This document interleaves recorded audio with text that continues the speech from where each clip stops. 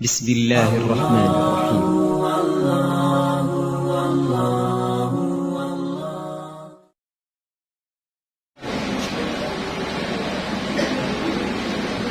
Bismillahirrahmanirrahim. Assalamualaikum warahmatullahi wabarakatuh.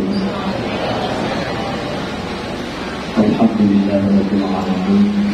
Wassalatu wassalamu ala asyrafil anbiya'i wal mursalin wa ala alihi wa sahbihi ajma'in. Puji syukur kehadirat Allah Subhanahu wa taala. Salawat dan salam kepada Nabi Muhammad sallallahu alaihi wasallam, seluruh keluarga, sahabat dan sekalian. Alhamdulillah, malamnya sebelum Rabiul Awal, bulan Rabiul Awal, dan merupakan bulan yang mulia di sisi Allah. Teman pokok mulia bulan Rabiul Awal, karena pada bulan itu bulan lahirnya Habibullah, kekasih Allah, junjungan alam, Nabi Muhammad sallallahu alaihi wasallam. Allah berfirman dalam Al-Quran, Bismillahirrahmanirrahim, wa ma arsalnaka illa rahmatan lil alamin. Hanalah kamu utus, kata wahai Muhammad, kecuali menjadi rahmat bagi semesta alam. Jadi dari tertuh 20 berbero nabi-nabi dan rasul, yang wajib bagi kita dan ketahui 20 nabi dan rasul, dan penghuni daripada nabi-nabi Nabi Muhammad sallallahu alaihi wasallam. Teman menyatakan nabi-nabi lain yang cuma diutus khusus untuk kaum tertentu. Hai contoh lagi Nabi Musa diutus untuk kalangan Bani Israel. Nabi Saleh diutus untuk kaum Thamud. Nabi Syuaib diutus untuk kaum Madian. Sedangkan Nabi Lut untuk kaum Sodom. Akan tetapi Nabi katanya, Nabi Muhammad diutus oleh Allah rahmatan lil alamin. Rahmatan lil alamin, hai rahmat tandung menyeluruh bentuk. Nabi-nabi lain tertentu, tapi Nabi Muhammad rahmatan lil alamin. Sehingga oleh Allah dalam hadis qudsi berfirman, laulaka ya Muhammad ma khalaqtu malaika. Menyokong karena kata ya Muhammad, hana menciptakan alam semestanya. Menyokong karena kata hai Muhammad, hana menciptakan alam semestanya. Benar betul di Allah. Oleh karena demikian, salah satu nikmat yang paling besar oleh Allah menjadikan kita bahagian daripada umat Nabi Muhammad sallallahu alaihi wasallam. Jemaah yang dimuliakan oleh Allah, Nabi pernah berpesan dalam sebuah hadis, "Adibu auladakum bintalati khisalin." Didiklah anak-anak kalian dengan 3 buah perkara. Pertama, ke Nabi, hubbi nabiyikum.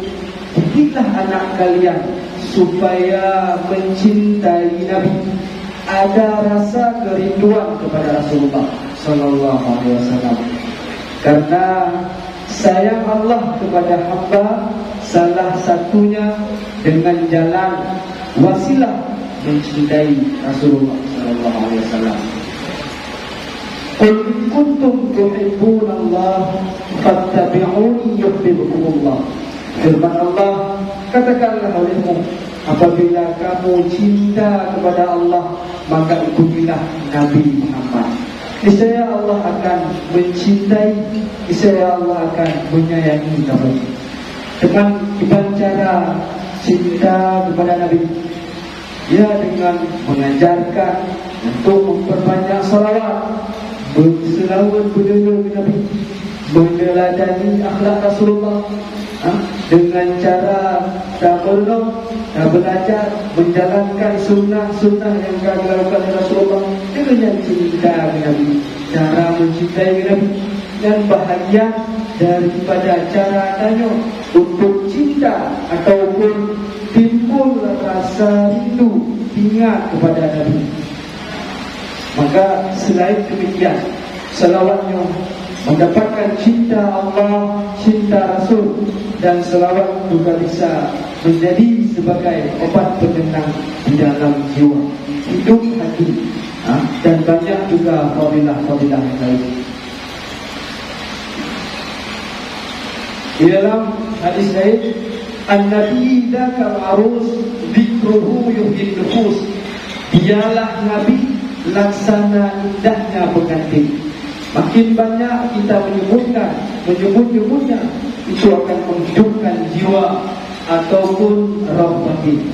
Yang kedua yang dianjurkan oleh Nabi ialah hubbi ahli baitih, mencintai ahli keluarga, kerabat, suriat Rasulullah, mencintai garis keturunan Rasulullah.